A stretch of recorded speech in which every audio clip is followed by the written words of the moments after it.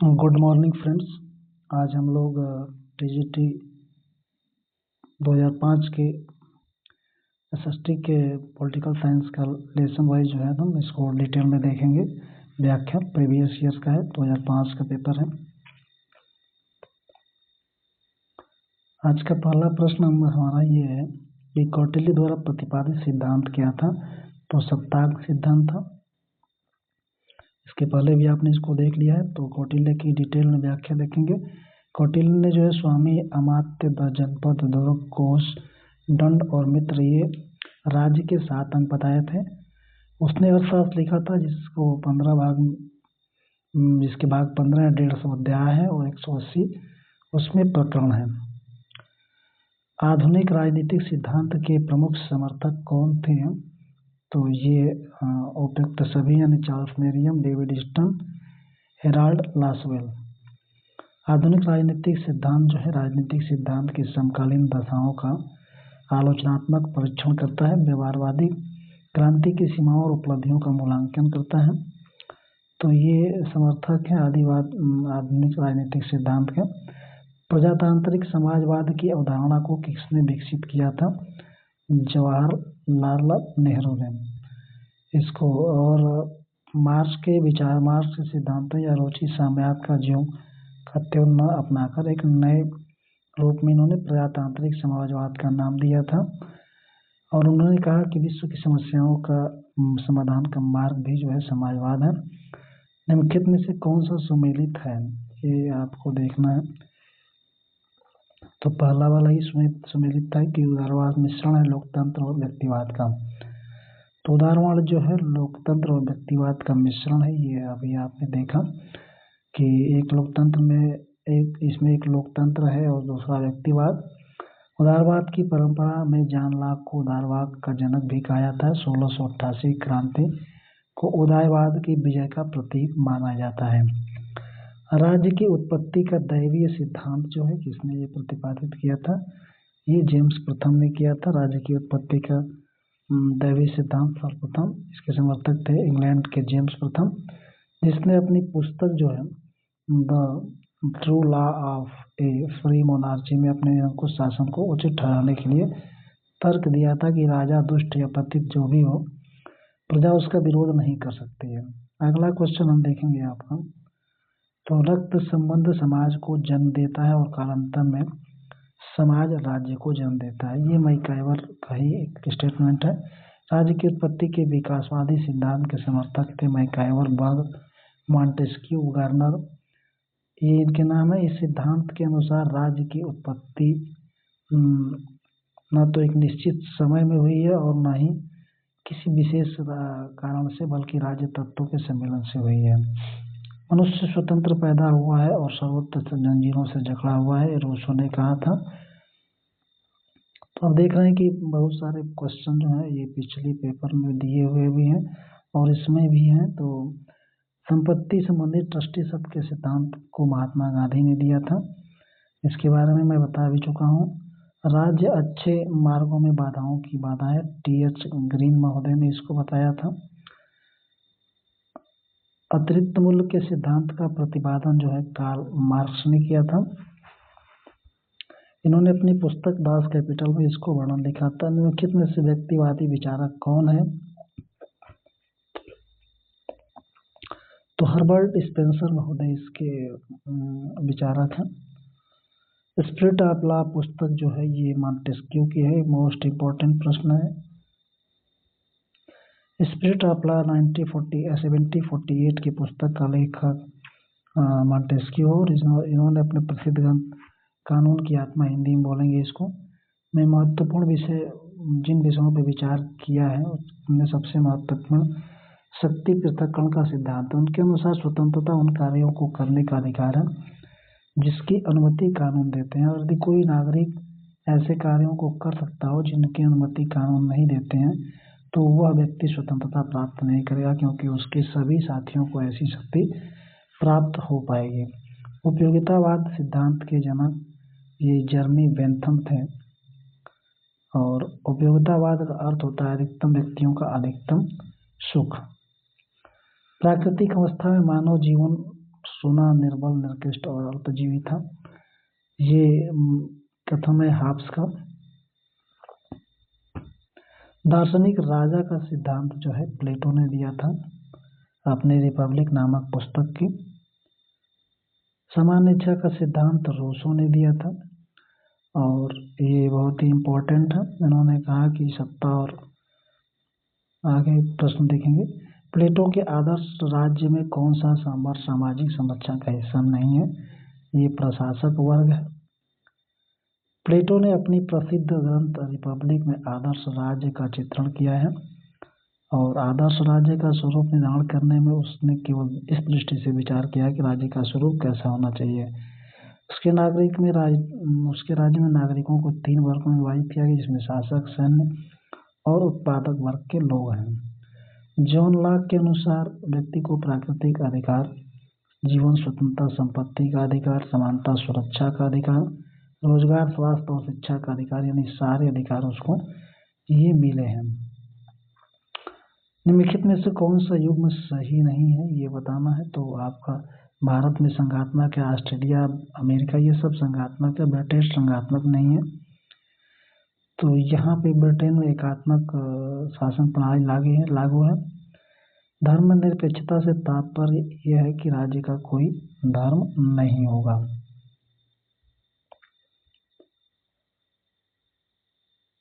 केंद्र और राज्य के मध्य शक्तियों का बंटवारा संविधान की किस अनुसूची में दिया गया है? तो 7वें अनुसूची में दिया गया है। संघ सूची में 100, राज्य सूची में 61 और समवर्ती सूची में 52 विषयों का उल्लेख किया गया है। भारतीय संविधान के किस अनुच्छेद में संविधान संशोधन के बारे में लिखा है? 368 भाग 20 अनुच्छेद 368 में संविधान संशोधन की व्यवस्था की गई है और संविधान संशोधन करने की शक्ति जो है ये संसद को ही है। संशोधन 3 प्रकार से होते हैं। तीसरे प्रकार के संशोधन में आधे से अधिक राज्यों की सम्मति आवश्यक होती है। संविधान निर्मात्री परिषद के वैज्ञानिक परामर्शदाता V.N. रावत है और 29 अगस्त 1947 को जो है इस समिति का गठन किया गया था। समिति पर संविधान को अंतिम रूप देने का उत्तरदायित्व था। भारतीय संविधान अनुच्छेदों की संख्या जो है 395 जब लागू हुआ था तब हुआ था ये, और संविधान पर हस्ताक्षर किया गया था। तो उस समय जो है 395 अनुच्छेद थे। भारतीय संविधान के लागू होने की तिथि अभी मैंने बताया 26 नवंबर 1949 को इसे अंगीकृत किया गया था, जबकि 26 जनवरी 1950 को यह लागू कर दिया गया था और इस तारीख को संविधान में प्रारंभ की तारीख कहा गया है। भारतीय संविधान निर्मात्री परिषद की प्रथम बैठक जो हुई थी ये 9 दिसंबर 1946 को हुई थी, जिसमें सच्चिदानंद सिन्हा ने इसकी अध्यक्षता की थी और जो अस्थायी अध्यक्ष थे 11 दिसंबर को डॉक्टर राजेंद्र प्रसाद को अस्थायी अध्यक्ष बनाया गया। 13 दिसंबर को पंडित नेहरू ने संविधान में उद्देश्य प्रस्ताव प्रस्तुत किया और 22 जनवरी 1947 को यह पारित हो गया। राज्य के नीति निर्देशक तत्व एक ऐसा चेक है जिसका भुगतान बैंक की इच्छा पर है। KT शाह ने कहा था। बहुत ही इम्पोर्टेंट स्टेटमेंट है ये और इसे उद्देश्यों और आकांक्षाओं का घोषणा पत्र KC वेयर ने कहा था। संकटकालीन स्थितियों में नागरिकों को मौलिक अधिकार स्थगित किए जा सकते हैं। भारतीय संविधान में नीति निर्देशक तत्वों को समावेश किस देश के संविधान से प्रेरित होकर किया गया? आयरलैंड। और यहाँ पे एक और बात मैं बता दूं आपको कि भारतीय संविधान के कुछ देशों के संविधानों का बंद दिया गया, जैसे सोवियत से रूस जो है सोवियत रूस से मूल कर्तव्य, संयुक्त राज्य अमेरिका के प्रस्तावना सब के शब्द हम भारत के लोग और मूल अधिकार कानून की समान संरचना शब्द आयरलैंड राज्य से नीति निर्देशक तत्व। किस संशोधन द्वारा संविधान में नागरिकों के मौलिक कर्तव्य जोड़े गए थे? तो 42वें संविधान संशोधन में आर्टिकल 51 को जोड़ा गया था इसमें, और इसमें कुल वर्तमान में 11 मूल कर्तव्य हैं। हालांकि 26 जनवरी को जब संविधान लागू हुआ तो उसमें मूल कर्तव्यों का कोई उल्लेख नहीं था। किन संशोधन द्वारा भारतीय संविधान में संपत्ति का अधिकार मौलिक अधिकार की श्रेणी से हटा दिया गया? तो ये 44वें संविधान संशोधन 1978 द्वारा इसको हटा दिया गया था। 30 अप्रैल 1979 को राष्ट्रपति के हस्ताक्षर के बाद ये अपूर्ण हो गया। अब यह एक कानूनी अधिकार है, मूल अधिकार नहीं है, और इसको आर्टिकल 300 के में प्रस्तावित करके कानूनी अधिकार बना दिया गया। भारत में सर्वोच्च न्यायालय में न्यायाधीशों की कुल संख्या मुख्य न्यायाधीश को शामिल करते समय, अभी ये पहले का पेपर है तो अभी इसमें जो है 33+1 यानी 434 कर दी गई है। आर्टिकल 124 के अनुसार संघ लोक सेवा आयोग की सदस्यों की नियुक्ति कौन करता है? तो राष्ट्रपति करता है, और महाभियोग के द्वारा इनको हटाया जा सकता है। योजना आयोग का अध्यक्ष जो है, अभी योजना आयोग खत्म कर दिया गया है, तो इसमें प्रधानमंत्री थे। अब इसके आधार पर नीति आयोग है, जिसमें राज्यों का प्रतिनिधित्व है। भारत के प्रथम उप प्रधानमंत्री जो है सरदार पटेल थे। 2 दिसंबर 1946 को इसके गठन मंत्रिमंडल गठन में पटेल ऊपरी सूचना मंत्री बने थे, और बाद में आम चुनाव के बाद ही ये उप प्रधानमंत्री बने थे। संसद के किसी सदन की बैठक में न्यूनतम गणपूर्ति जो है इस समय 1/10% होना चाहिए। तो आर्टिकल 103 में यह उल्लेखित है कि जब विधि द्वारा बंद न करता तब संसद की प्रत्येक सदन का अधिवेशन गठन कर गणपूर्ति सदन का कुल 10वां भाग होती है। न्यायिक पुनर्विलोकन का सिद्धांत भारत के ने किस देश से संविधान से ग्रहण किया था? संयुक्त राज्य अमेरिका से। आर्टिकल 137 में इसका प्रावधान किया गया है। और इसके बाद भारतीय राज्यसभा में वर्तमान और सदस्य संख्या जो है 245 है। आर्टिकल 18 के अनुसार राज्यसभा का गठन 250 सदस्यों द्वारा होगा, 12 मनोनीत सदस्य किए जाएंगे। वर्तमान में प्रभावी संख्या 245 है, जिसमें 12 जो है राष्ट्रपति द्वारा मनोनीत किए जाते हैं। साहित्य, विज्ञान, कला और समाज सेवा के क्षेत्र से संघीय कार्यपालिका उत्तरदायी होती है लोकसभा के प्रति। ये पूरा मंत्रिपरिषद जो है लोकसभा के प्रति उत्तरदायी होता है।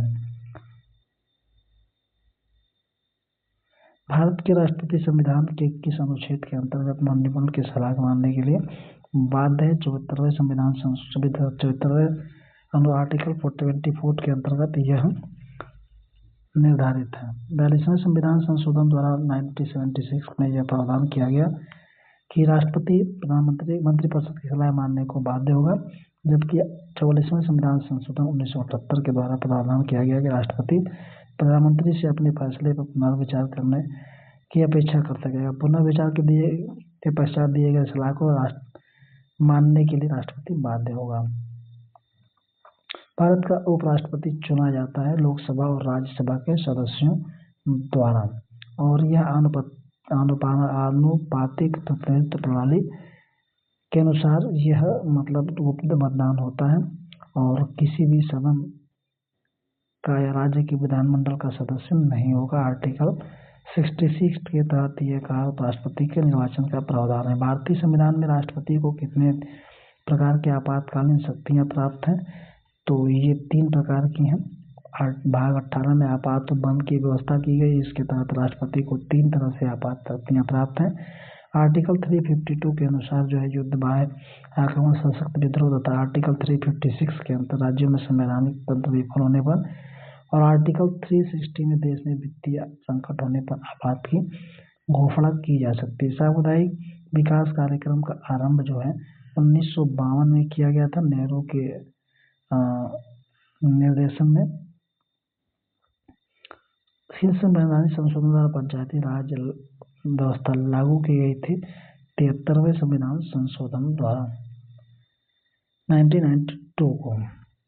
भाग 9 जोड़ा गया था, एक नई अनुसूची 11वीं अनुसूची जोड़ी गई थी। पंचायती राज व्यवस्था को संवैधानिक दर्जा प्रदान किया गया था। 11वीं अनुसूची में कुल 29 विषयों का उल्लेख है, जिस पर पंचायतों में विधि बनाने की शक्ति प्रदान की गई। 24 अप्रैल 1993 को पूरे देश में ये पंचायती राज कानून लागू हो गया। राष्ट्रीय प्रणाली पार्टी की श्रेणी प्राप्त करने के लिए किसी भारतीय राजनीतिक पार्टी को कम से कम कितने राज्यों से मतों का अधिक आधार पर मान्यता प्राप्त करना आवश्यक है? तो ये 4 होगा। यदि कोई दल 4 राज्यों में राजनीतिक दल के रूप में निर्वाचन आयोग द्वारा मान्यता प्राप्त है तो वह राष्ट्रीय दल के रूप में मान्यता प्राप्त होगा। और कुल लोकसभा के साधारण निर्वाचन में कुल परिवार का 4% भी होना चाहिए। लोकपाल विधेयक बिल जो है ये 1968 में पास किया गया था। चौथी लोकसभा 69 में इसे पारित भी कर लिया गया था। लोकतांत्रिक विकेंद्रीकरण से क्या तात्पर्य है? पंचायती राज की स्थापना।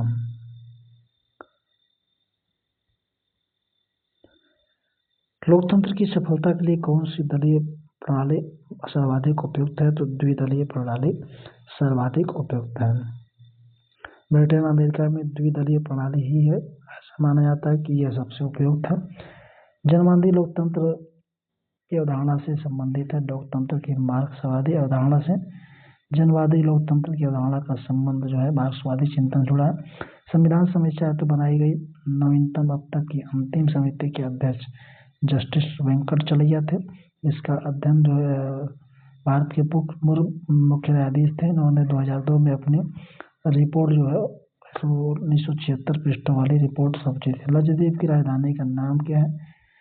तो लक्षद्वीप की राजधानी ये संघ राज्य के क्षेत्र में 1956 में राज्य गठन अधिनियम की धारा 6 के तहत हुआ था। इसकी राजधानी कवरत्ती है। अरुणाचल प्रदेश की ईटानगर, पोर्ट ब्लेयर व पोर्ट ब्लेयर अंडमान निकोबार की राजधानी है।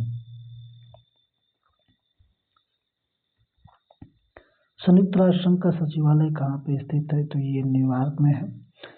और अमेरिका के जॉन डी सफलर फेलर जूनियर द्वारा दान में दी गई 85 लाख डॉलर की धनराशि से न्यूयॉर्क में नदी के तट पर 60 हेक्टेयर भूमि खरीदी गई और इसी भूमि पर 1952 में संयुक्त राष्ट्र संघ का मुख्यालय बना। भारत की प्रथम पंचवर्षीय योजना का टाइम पीरियड जो था 1951 से 56 तक था और इसी में मंडल आयोग का गठन 1979 में किया गया। मोरारजी देसाई की सरकार ने किया था। इसके अध्यक्षता बिंदेश्वर प्रसाद मंडल बिहार के मुख्यमंत्री ने किया था। आयोग ने अपनी रिपोर्ट 31 दिसंबर 1980 को सौंप दी थी। इसे द्वितीय पिछड़ा वर्ग आयोग भी कहा जाता है। 27 वर्षों का आरक्षण देने से संबंधित है यह और 1990 में यह लागू कर दिया गया था। गुटनिरपेक्ष आंदोलन के संस्थापक जो थे मार्शल टीटो थे।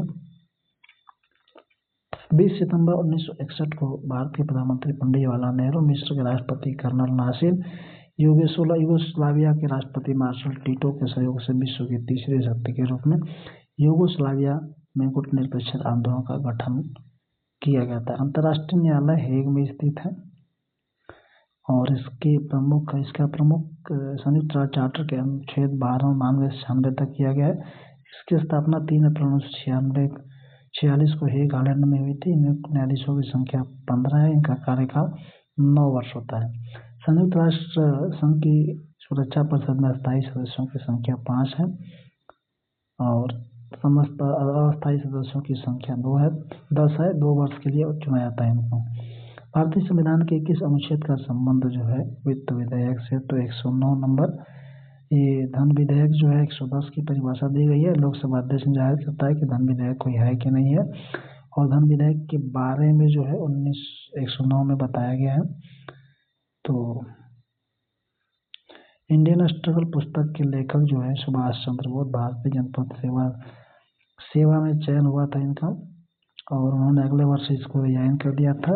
1 दिसंबर 1921 को उनको 6 मास का कारावास भी होता। अपने जीवन में 11 बार जेल गया और इसी दौरान उन्होंने इंडियन स्ट्रगल 1942 लिखी थी। गुटनिरपेक्ष वैदेशिक नीति का प्रतिपादन किसने किया था? तो जवाहरलाल नेहरू ने ये इसको किया था और स्वतंत्र भारत के प्रथम कानून मंत्री जो है ये इसमें दिया नहीं है, तो ये आप भीमराव अम्बेडकर थे। संयुक्त राष्ट्र संघ के वर्तमान महासचिव जो है ये अभी वर्तमान में एंटोनियो गुटेरेस हैं। भारतीय संविधान के अनुच्छेद 356 का क्या महत्व है? तो इसमें किसी राज्य में संवैधानिक मिशनरी विफल होने पर राष्ट्रपति शासन लगाया जा सकता है। तो आज का ये टॉपिक है और ये पूरा 2005 का पेपर सॉल्व हो गया। अब आगे के प्रीवियस ईयर